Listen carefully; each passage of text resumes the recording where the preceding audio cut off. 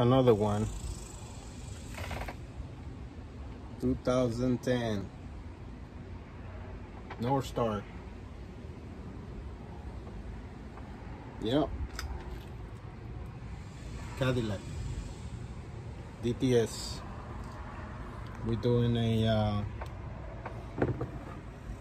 starter replacement for this new starter. Getting ready to put it in.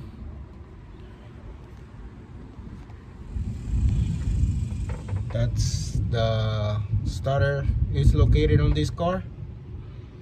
It's pretty tough, pretty hard to get to it.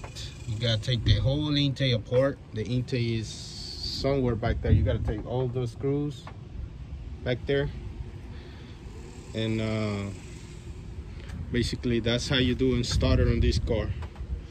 Remove the intake, remove the injectors, remove the unhook the clip for the coils, and put it back in. That's what we're about to do right now. We're about to hook up the power wire and the starter wire, and just get it done. Just put it back on there and fix this car.